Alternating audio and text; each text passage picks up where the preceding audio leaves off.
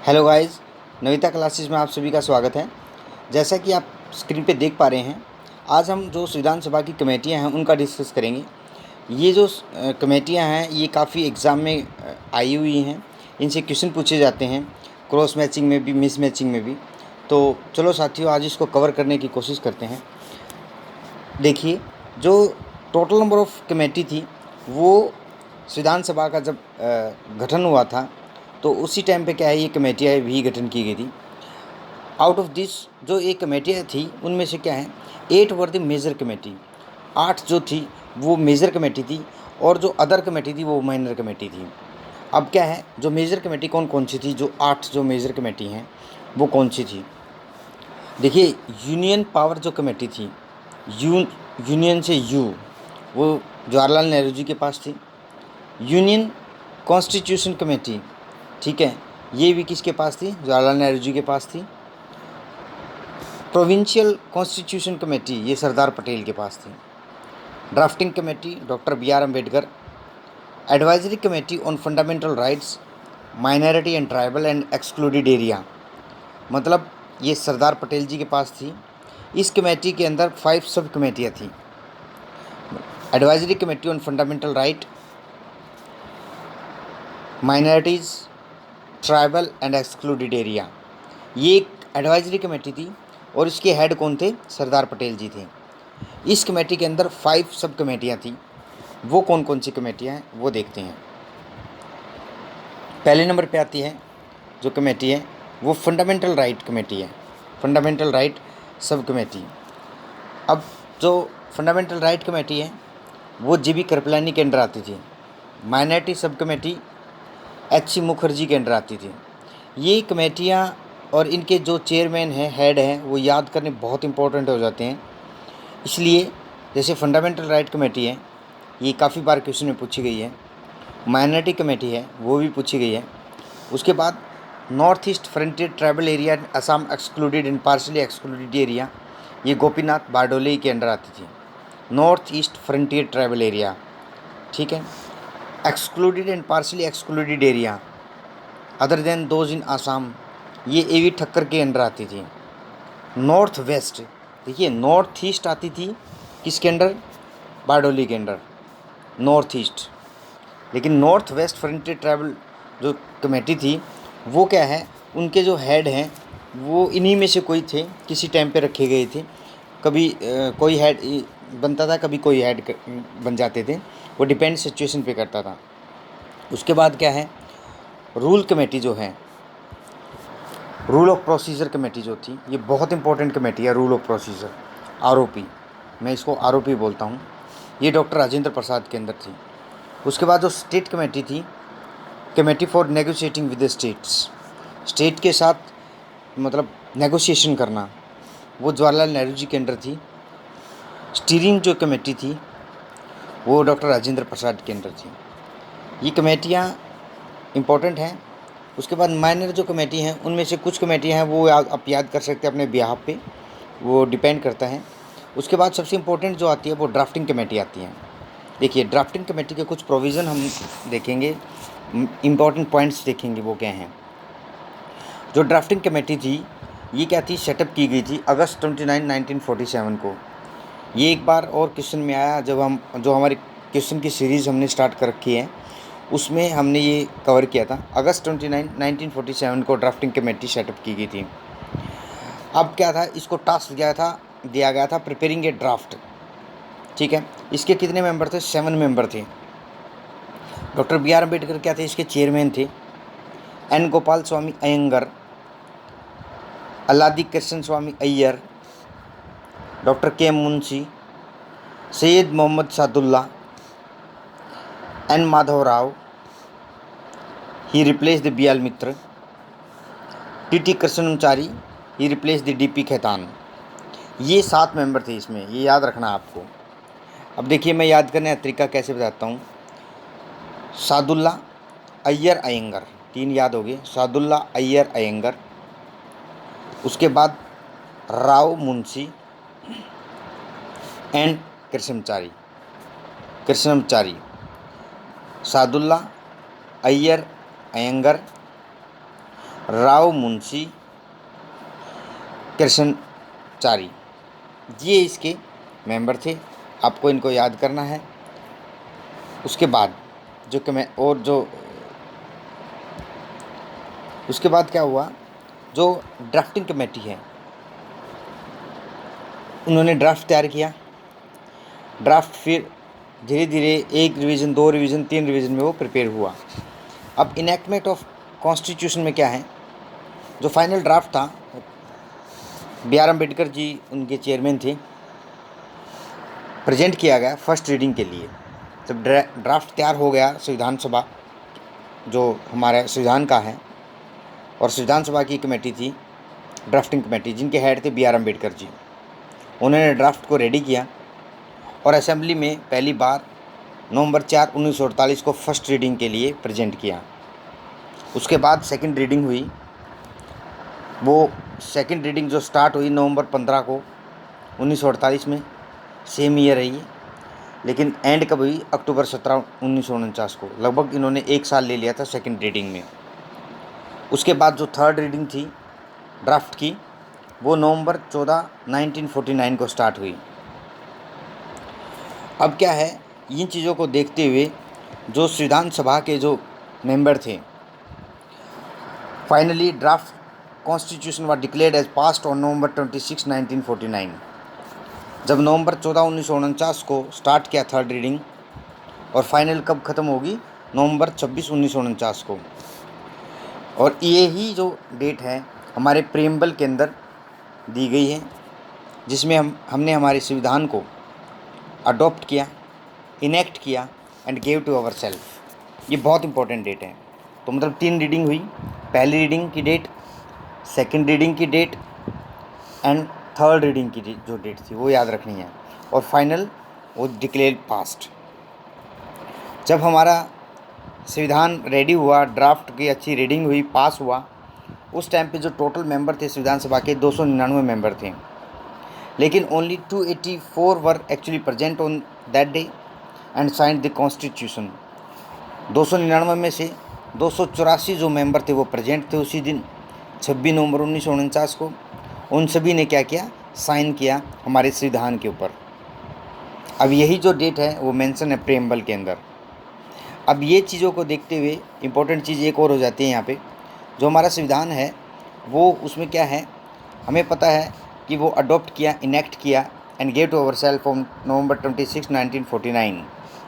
वो क्या क्या था उस संविधान के अंदर, एक प्रेम्बल था, 395 आर्टिकल्स थे, अनुच्छेद 395 थे, टोटल अनुच्छेद कितने थे, 395 थे, 8 शेड्यूल थे। तो मतलब एक प्रेम्बल था, 395 आर्टिकल थे और 8 शेड्यूल थे। ये ध्यान रखना आपको। उसके बाद इम्पोर्टेंट क्या है इसमें, अब देखिए, जब हमारा संविधान रेडी हुआ और हमने 26 नवंबर 1949 को अपने आप वो हमें भारतीय नागरिक होने के नाते वो लागू हुआ और हमने उसको अडॉप्ट किया। जो प्रोविज़न थे कॉन्स्टिट्यूशन के उस टाइम पे क्या क्या थे प्रोविज़न थे, some provision of the constitution pertaining to citizenship, जब वो एनफोर्स हुआ था उनमें कौन कौन से प्रोविज़न थे, सिटीजनशिप का प्रोविज़न था, इलेक्शन का प्रोविज़न था एंड प्रोविजनल पार्लियामेंट का प्रोविज़न था। ये प्रोविज़न बहुत इंपॉर्टेंट हो जाते हैं, एक बार एग्ज़ाम में पूछा गया है, और जो हम प्रीवियस ईयर क्वेश्चन कर रहे हैं हमारी सीरीज़ में, उसमें भी ये क्वेश्चन पूछा गया है। मैं इनको याद करने का तरीका बताता हूँ। मैं इसको याद रखता हूँ CEP। ये जो प्रोविज़न थे जब हमारा संविधान लागू हुआ, एनफोर्समेंट हुआ जिसका, तो उस टाइम पे सिर्फ ये संविधान के ये प्रोविज़न अवेलेबल थे। सिटीजनशिप पे बात करता था संविधान, एंड इलेक्शन पे बात करता था, एंड प्रोविजनल पार्लियामेंट पे बात करता था। ये आपको ध्यान रखना है। जो रिमेनिंग प्रोविज़न रह गई, जो आज हमारा संविधान जो कंप्लीट है, जिसमें हर एक चीज़ पे डिस्कस किया गया है और जो अवेलेबल है, वो संविधान जो था, जो रिमेनिंग प्रोविज़न थे संविधान के, वो कब फोर्स में आए, जनवरी 26, 1949 को। मतलब इसका मतलब 1949 तक जितने भी प्रोविज़न रेडी हुए, उसके बाद 49 से और 1950 तक और प्रोविज़न ऐड किए गए। रिमेनिंग प्रोविज़न जो थे संविधान के अंदर वो कब फोर्स में आए, 26 जनवरी 1950 को। ये डे जो संविधान का जो था refer to the constitution as a day of its commencement and celebrated as a republic day. गणतंत्र दिवस मनाया जाता है इस दिन। Why the 26 January was selected chosen. Important चीज़ ये हो जाती है भाई 26 जनवरी क्यों ली। देखिए 26 जनवरी इसने ली क्योंकि इंडियन नेशनल कांग्रेस का एक सेशन था दिसंबर 1929 को लाहौर के अंदर। उसमें एक रिजोल्यूशन पास किया गया। उस रिजोल्यूशन के तहत पूर्ण स्वराज की डिमांड की गई। ये इंपॉर्टेंट है। लाहौर सेशन जो था इंडियन नेशनल कांग्रेस का 1929 में, उसमें क्या है, पूर्ण स्वराज की डिमांड की गई, कंप्लीट इंडिपेंडेंस की डिमांड की गई। और डिमांड करने के साथ उसको सेलिब्रेट किया गया। ठीक है। और वो दिन कौन सा था? 26 जनवरी का दिन था। इसलिए 26 जनवरी 1950 को हमारे संविधान को एनफोर्समेंट किया गया, लागू किया गया। ये चीज़ आपको ध्यान रखनी है। उसके बाद आता है कुछ एक्सपर्ट कमेटियाँ थी ऑफ कांग्रेस की कुछ एक्सपर्ट कमेटी थी जो काम कर रही थी संविधान के ऊपर। Where the election to the constituent assembly were still in progress. ठीक है। अब क्या है, 8 जुलाई 1946 को कांग्रेस पार्टी जो थी उसने एक अपॉइंटमेंट की एक्सपर्ट कमेटी की। क्या करने के लिए? जो संविधान सभा का कुछ मटेरियल प्रिपेयर करने के लिए कि भाई संविधान सभा कैसे काम करेगी, उसके प्रोविज़न क्या होंगे। तो उसमें क्या है, अब आप देखेंगे नेक्स्ट उसमें कि वो जो कमेटी बनाई गई कांग्रेस के द्वारा वो कौन सी थी। कमेटी जो थी उसमें क्या किया गया, फॉलोइंग मेंबर थे। जवाहरलाल नेहरू चेयरमैन थे उसके। एक्सपर्ट कमेटी थी वो, ये एक्सपर्ट कमेटी थी कांग्रेस की। वो क्या कर रही थी, जो संविधान सभा है उसके लिए कुछ मटेरियल तैयार कर रही थी, उसके लिए कुछ प्रोविजंस या कहीं से रीडिंग करके वो ढूंढ रहे थे। Second member Aruna Asaf Ali, K M Munshi, Gopal स्वामी Ayyangar, K T Shah, D R Gadgil, Humayun Kabir, K Santhanam, ये मेंबर थे इसके। तो इतना हमारे लिए इम्पोर्टेंट हो जाता है डिस्कस करना इसके बारे में। उसके बाद क्या है, जो एक कमेटी थी इसकी जो पहली मीटिंग थी नई दिल्ली में हुई। जो एक्सपर्ट कमेटी थी किसकी? कॉन्स्टिट्यूएंट असेंबली के गठन के लिए। वो जुलाई 20 से 22 1940 में पहली मीटिंग हुई और जो सेकंड थी वो बॉम्बे में हुई अगस्त 15 1940। ये ध्यान रखना आपको। उसके बाद जो इम्पोर्टेंट पॉइंट आता है, इम्पोर्टेंट फैक्ट्स आते हैं। संविधान सभा और हमारे संविधान से रिलेटेड कुछ फैक्ट्स हैं। वो फैक्ट क्या है देखिए। ये फैक्ट उतने ही इंपॉर्टेंट हो जाते हैं जितने हम कमेटी के बारे में डिस्कस कर रहे हैं, क्योंकि काफ़ी एग्ज़ाम में आए हैं। जो फैक्ट्स हैं उनमें क्या इंपॉर्टेंट फैक्ट है, जो सील थी हमारे संविधान सभा की उसमें एलिफेंट को क्या अडॉप्ट किया गया एज ए सिंबल। ठीक है। बी एन राव मैंने पहले भी डिस्कस किया है क्वेश्चन के माध्यम से, जो हमारी सीरीज़ हमने स्टार्ट की है, प्रीवियस ईयर क्वेश्चन हम सॉल्व कर रहे हैं। उसमें बी एन राव के बारे में मैंने काफ़ी बार डिस्कस किया है। वो क्या थे? कॉन्स्टिट्यूशनल एडवाइज़र थे। ठीक है। उसके बाद इम्पोर्टेंट चीज़ इसमें और क्या हो जाती है, एडवाइज़र, लीगल एडवाइज़र भी बोल सकते हैं उनको। वो लीगल एडवाइज़र थे। ठीक है। उसके बाद एच आर अयंगर सेक्रेटरी थे। एच वी आर अयंगर क्या थे? वो सेक्रेटरी थे संविधान सभा के। चीफ ड्राफ्टमैन कौन थे संविधान के? वो थे एस एन मुखर्जी। कंफ्यूज मत होना, ड्राफ्टिंग कमेटी के साथ चीफ ड्राफ्ट्समैन का अलग पद होता है। ड्राफ्टिंग कमेटी अलग है, चीफ ड्राफ्ट्समैन का पद अलग है। वो एस एन मुखर्जी थे। प्रेम बिहारी नारायण रैजादा कैलीग्राफर थे हमारे संविधान के। उन्होंने फ्लोइंग इटालियन स्टाइल के साथ हैंड रिटन में हमारे ओरिजिनल संविधान को लिखा है। जो हमारा ओरिजिनल वर्जन था संविधान का उसको ब्यूटीफाई डेकोरेट किया बाय आर्टिस्ट। शांति निकेतन के कुछ आर्टिस्ट थे, उनमें से हैं नंदलाल बोस एंड राम मनोहर सिन्हा। बिहार राम मनोहर सिन्हा और नंदलाल बोस क्या थे? ये एक शांति निकेतन के डेकोरेटर थे। उसके बाद इम्पोर्टेंट और क्या हो जाती है इसमें, कैलीग्राफी ऑफ हिंदी वर्जन। जो हिंदी वर्जन था वो done by the Vasant Krishna Vidya and उसको अच्छे से डेकोरेट किसने किया, एल्यूमिनेट किसने किया? नंदलाल बोस ने।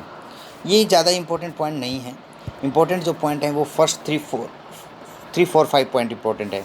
एलिफेंट आपको याद रखना है, ठीक है। BN राव आपको याद रखना है, HB अयंगर आपको याद रखना है, SN मुखर्जी चीफ ड्राफ्ट्समैन है आपको याद रखना है, और कैलीग्राफर जो थे बिहारी नारायण जो रायजादा थे वो याद रखना आपको।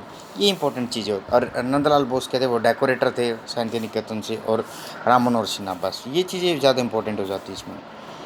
उसके बाद क्या आता है, अब आता है कि जो संविधान सभा की जो सीट थी, ये मैं काफ़ी बार डिस्कस कर चुका हूँ। संविधान सभा के अंदर 389 टोटल सीट थी, 389। अब देखिए 389 सीट कहाँ से आई। ब्रिटिश इंडियन प्रोविंसेस थे वो 11 थे, 292 292 सीट कहाँ से आई, ये जो 11 प्रोविंस हैं यहाँ से आई। जो प्रिंसली स्टेट थे, इंडियन स्टेट जिनको बोला जाता है, वो 93 थे। चीफ कमिश्नर प्रोविंस थे वो 4 थे और 4 सीट वहाँ से आई। तो टोटल मिला के कितनी हुई, 389 सीट हुई। तो इस विधान सभा की जो सीट थी ये इतनी गठन की गई, 292 तो आएंगे प्रोविंसेस से, 93 आएंगे प्रिंसली स्टेट से, और चीफ कमिश्नर से कितने आएंगे, 4 आएंगे। अब देखिए इनमें से पार्टियों ने इलेक्शन लड़ा संविधान सभा में एंट्री करने के लिए। उस इलेक्शन में जो इलेक्शन जुलाई अगस्त 1946 को हुआ था, उसका रिजल्ट भी इसी उस मंथ में आया, जुलाई अगस्त 1946 में। कांग्रेस ने कितनी सीट ली, 208 सीट ली। ये बहुत इंपॉर्टेंट हो जाता है। जब आप टोटल मिला के ये देखिए, आप जो प्रिंसली स्टेट है उसको छोड़ दीजिए, जो प्रोविंसेस हैं 292 प्लस 4, इनको टोटल करेंगे 296 बनते हैं, ठीक है। ये 296 को हम काउंट करें तो ये काउंट हम ऐसे करेंगे। कांग्रेस, हम प्रोविंसेस के बारे में डिस्कस करें, क्योंकि प्रोविंसेस से क्या था, इन्होंने इलेक्शन लड़ा था और इन्होंने एंट्री प्रोविंसेस से ही की थी। और प्रिंसली स्टेट से क्या था, नॉमिनेट होके आते थे लोग, ये ध्यान रखना है आप लोगों को। कांग्रेस ने 208 सीट ली, मुस्लिम लीग ने 73 सीट ली, और जो टोटल जो 15 लोग थे, ये जो 15 लोग हैं ये अलग अलग पार्टियों से थे और इंडिपेंडेंट भी थे इनमें। तो इंडिपेंडेंट भी थे इनमें और अलग अलग पार्टियों से कैंडिडेट थे। टोटल मिला के 296 क्या थी, जो सीट थी वो प्रोविंसेस से थी, ये याद रखना। 296 296 सीट, 292 को मिला के और 4 चीफ कमिश्नर प्रोविंस से मिला के, ये याद रखना आपको। उसके बाद देखिए कम्युनिटी वाइज रिप्रेजेंटेशन देखें, हिंदू ज़्यादा थे, 163 स्ट्रेंथ थी सीट की, मुस्लिम की 80 सीट थी, शेड्यूल क्लास की कास्ट जो थी 31 सीट थी, ठीक है। इंडियन क्रिश्चियन की 6 थी। सबसे जो कम थे वो एंग्लो इंडियन और पारसी थे, ये याद रखना, ठीक है। उसके बाद इम्पोर्टेंट जो पॉइंट है इसमें,